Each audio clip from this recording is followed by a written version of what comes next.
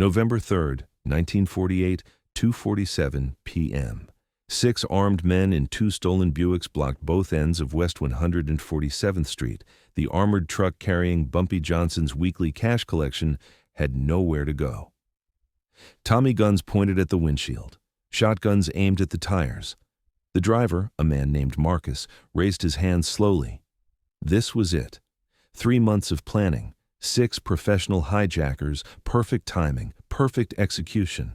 The back doors of the armored truck would open in 30 seconds. Inside would be $340,000 in cash. Enough money to retire, enough money to disappear, enough money to make the risk worth it. The doors opened. And what those 6 men found inside that truck, what they saw in those final seconds before their lives changed forever, wasn't money. It was 200 pounds of dynamite wired to a pressure trigger, and a handwritten note taped to the dashboard that said 3 words that would haunt them for the rest of their lives. Hello, gentlemen. Run. It started 3 months earlier. August 1948. Vito Genovese was in a bad mood. The 5 families had been trying to crack Harlem's numbers racket for years. Every approach failed. Every soldier sent back beaten or bought. Every attempt to infiltrate crushed before it started. And the man responsible for all of it was sitting in an office above Small's Paradise, drinking cognac and playing chess like he didn't have the most powerful crime syndicate in America trying to destroy him. Bumpy Johnson, the untouchable. Genovese called a meeting, his best people, Carlo, his strategist, Sal Maroni, his enforcer, Tony the planner, the guy who'd organized the Lufthansa heist and gotten away clean. We've tried force, Genovese said, lighting a Cuban cigar. Didn't work. We've tried negotiation. Didn't work. We've tried turning his people. Didn't work. So here's what we're going to do. We're going to rob him. Tony the planner leaned forward. Rob what? His money. Every Friday, Bumpy collects from his policy banks. Cash. Lots of it. All loaded into one armored truck. That truck drives a specific route through Harlem. Same time, same streets. We hijack it. Clean. Professional. By the time Bumpy knows what happened, we're gone, and he's $300,000 poor. Carlo frowned. You want to rob Bumpy Johnson? That's suicide. Not if we do it smart. Tony pulled out a map. Here's the route. The truck leaves 125th Street at 2:30 p.m., drives up Lenox Avenue, turns on 147th. That's where we hit them. Block both ends of the street. 6 men, heavy weapons. Driver sees he's surrounded. He surrenders. We open the truck, take the money, disappear. 10 minutes, start to finish. Sal Maroni spoke up. What if Bumpy has guards in the truck? That's the thing. He doesn't. Tony smiled. I've been watching for 2 months. The truck has a driver and a passenger. That's it. Bumpy thinks nobody's stupid enough to rob him in Harlem. So he doesn't protect the money. It's just sitting there, waiting. Genovese nodded slowly. When? Next Friday, November 3rd. Get your best people. Nobody talks. Nobody hesitates. We do this right. We finally hurt Bumpy where it matters. His wallet. But what Tony the planner didn't know, what none of them knew, was that 2 months ago, the same day Tony started surveilling the route, a Shoshin boy named Jerome had noticed a white man in an expensive suit watching the armored truck from a coffee shop. Same man, same coffee shop, every Friday for 8 weeks. Jerome mentioned it to Bumpy, just a detail, probably nothing. But Bumpy Johnson didn't become the king of Harlem by ignoring details. Tell me about this man, Bumpy said. Jerome shrugged. White, 40s, nice suit, Italian maybe. Always has a notebook, writes down times, takes photos sometimes with a small camera, always leaves before the truck is out of sight. Bumpy was quiet for a moment. How much you want to bet he's planning to rob me? Junie Bird, sitting across from him, laughed. Nobody's that stupid. Exactly. Which means someone is. Bumpy stood up, walked to the window. If I were planning to rob my own truck, where would I do it? Junie looked at the route map on the wall. 147th Street. It's narrow. Residential. Easy to block both ends. Not a lot of witnesses. Bumpy nodded. That's where they'll hit. So here's what we're going to do. We're going to let them. What? We're going to make it easy. Keep the route the same. Keep the truck visible. Let them think their plan is perfect, and when they make their move, we're going to teach them why nobody robs Bumpy Johnson. Over the next 6 weeks, Bumpy set his trap. First, he moved the actual money collection to a different day, Wednesday instead of Friday. Different truck, different route, different time. The Friday armored truck still made its rounds, still looked official, still drove the same route at 2:30 p.m. But it was empty. Well, not completely empty. On October 28th, 6 days before the planned heist, Bumpy visited a demolition expert in Queens, a man named Victor, who specialized in controlled explosives for construction sites. "Victor, I need something that looks scary but won't actually kill anyone." Victor raised an eyebrow. "You want a fake bomb? I want a real bomb that won't detonate, something with visible wires, visible dynamite sticks, visible timer, something that when you open a door and see it, you run. But I need it stable, safe. No actual explosion. Victor could do that. Took him 3 days. He delivered 200 pounds of deactivated dynamite wired to a fake pressure trigger. Looked absolutely real. Terrifying, but completely inert. The kind of thing that makes professionals wet themselves. November 2nd, the day before the heist, Bumpy had the bomb loaded into the Friday armored truck, carefully, ceremoniously, with a handwritten note placed on top. The note said, "Hello, gentlemen. I've been expecting you. This truck has been empty for 2 months. The real money moved to a different day, different route, different city, but since you worked so hard on your plan, I wanted to leave you a gift. Enjoy the adrenaline. P.S. The police are approximately 90 seconds behind you. I'd run if I were you. Bumpy." November 3rd, 1948, the day of the heist. At 2:15 p.m., 6 men in 2 stolen Buicks parked on the Bronx side of 147th Street. Tony the planner checked his watch. Tommy guns loaded, shotguns ready, faces covered with masks. This was it. Years of planning, perfect timing, perfect execution.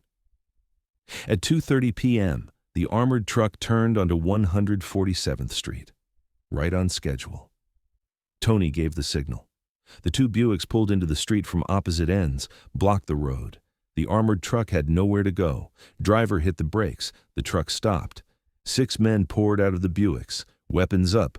Professional, efficient. "Driver, out of the truck. Hands where we can see them." Marcus, the driver, climbed out slowly, hands raised. His passenger, a man named Willie, did the same. Both unarmed, both cooperative. 2 cooperative. Tony should have noticed. "Open the back," Tony ordered. Marcus reached for his keys, opened the rear doors of the armored truck, swung them wide, and the 6 hijackers saw what was inside. Their brains took a second to process. Dynamite, lots of it, 200 pounds, wired together, red and blue wires running to what looked like a pressure trigger, and a note sitting right on top like a birthday card from hell. Tony grabbed the note. Read it. His face went white. "Oh, God." "What?" Sal Maroney pushed forward. "What does it say?" "It's a trap. The truck's empty. This is all fake. He's been watching us. The police are coming." "How long?" 90 seconds. Sal looked at his watch. That was 20 seconds ago. Everyone stared at each other. The sound of distant sirens started to build. Not distant anymore. Getting closer. "Run." Tony didn't wait. Dropped the note, sprinted for the Buick. The other 5 followed. Weapons abandoned, masks ripped off, pure panic. They piled into the cars. Engines roared, tires screamed. Both Buicks fled in opposite directions. But Bumpy Johnson had planned for that too. At the north end of 147th, a garbage truck pulled out from a side street, blocked the road. The lead Buick slammed on brakes, skidded, crashed into a parked car. 3 men stumbled out, started running on foot. At the south end, a delivery van did the same thing. Second Buick trapped. Tony and his crew abandoned the car, ran into an alley, and found themselves surrounded, not by Bumpy's men, by NYPD 20 officers, guns drawn. Detective Lawrence Murphy stepped forward. "Gentlemen, you're under arrest for attempted armed robbery, possession of illegal firearms, and theft of 2 vehicles. Hands on your heads, now." The 6 hijackers, professional criminals with decades of experience between them, stood there in shock. They'd been set up. Completely. Perfectly. Bumpy had known about the heist for 2 months, had prepared for it, had turned their perfect plan into the perfect trap. And now they were going to prison for trying to rob an empty truck. Tony. The planner's hands shook as the handcuffs clicked. How did he know? How did he know? Detective Murphy smiled. Bumpy Johnson has more eyes in this city than the police department. You were being watched from day one. Every surveillance run you made, every note you took, every photo you snapped. He knew. He always knew. At that exact moment, 15 blocks away, Bumpy Johnson sat in his office watching the clock. 2:52 p.m. He picked up his phone, called Detective Murphy's direct line. It rang twice. "Murphy here. It's done," Bumpy said. "Your men should have them by now." "We do. 6 suspects in custody, armed robbery, possession, vehicle theft. They're looking at 10 years minimum." Bumpy nodded. "And the truck?" "Safe, empty as promised. We found the note." He paused. "The dynamite was a nice touch." Bumpy smiled. "I wanted them to feel what it's like when everything you planned falls apart in 1 second. Consider it a gift. The story of the armored car heist spread through New York's underworld like wildfire, not the robbery itself. The fact that it never happened. The fact that 6 professionals walked into a trap so perfect they didn't realize until they opened the doors and found explosives and a note from the man they thought they were robbing. Vito Genovese was furious, not at Bumpy, at Tony the planner. "You told me it was foolproof." Tony, sitting in his cell at Rikers Island, could only respond through a lawyer. He knew, somehow he knew from the beginning. He let us plan, let us prepare, let us commit. Then he caught us red-handed with weapons and stolen cars. We're facing federal charges, all because you wanted to rob him. Carlo, Genovese's strategist, asked the question everyone was thinking. How did he know? Nobody knows, the lawyer said. But according to Detective Murphy, Bumpy has informants everywhere. Shoeshine boys, cab drivers, waiters, street vendors, people who watch, people who listen, people who report. Tony was spotted surveilling the truck on day 3. Bumpy knew what he was planning before Tony even finalized the plan. But here's what really terrified the 5 families. The bomb. 200 pounds of dynamite. It was real dynamite, just deactivated, which meant Bumpy could have killed all 6 men, could have blown them to pieces the moment they opened those doors. But he didn't. He made it safe. Made sure they'd see it, made sure they'd panic, made sure they'd run straight into police custody. That level of control, that level of planning, that wasn't just intelligence, that was mastery. Bumpy Johnson didn't just protect his money, he predicted the heist, prepared for it, and turned it into a demonstration of power that sent a message to every criminal organization in New York. You can't rob me, you can't outsmart me, you can't even surprise me. Because I'm always watching. I'm always 3 steps ahead. And when you make your move, I'll be waiting with a trap so perfect you won't see it until it's too late. Tony the planner spent 8 years in prison. When he got out in 1956, he left New York, moved to Florida, never planned another heist, because every time he closed his eyes, he saw that armored truck, those doors opening, that dynamite, that note. "Hello, gentlemen. I've been expecting you." The psychological impact never faded. The 6 hijackers became a cautionary tale, a legend. The guys who tried to rob Bumpy Johnson and ended up robbing an empty truck filled with fake bombs and a personal message.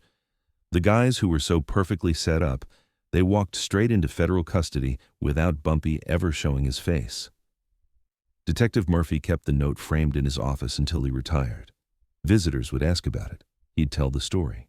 And every time he got to the part where the hijackers opened the doors and found dynamite instead of money, he'd smile. That's the difference between a criminal and a strategist. Criminals react, strategists predict. And Bumpy Johnson was the greatest strategist I ever met. The armored truck still made its Friday runs. Same route, same time.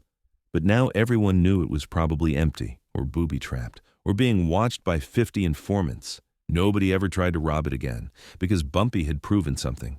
Robbing him wasn't just dangerous, it was impossible. He'd know before you even planned it. He'd prepare before you even moved. And by the time you realized you'd walked into a trap, you'd already be in handcuffs wondering how the King of Harlem always stayed 3 moves ahead. If this story showed you that the best defense is knowing the attack before it happens, hit subscribe. Drop a like if you understand that real power is making criminals arrest themselves. Comment below, would you have taken the risk or walked away? More legendary action stories coming next. Don't miss them.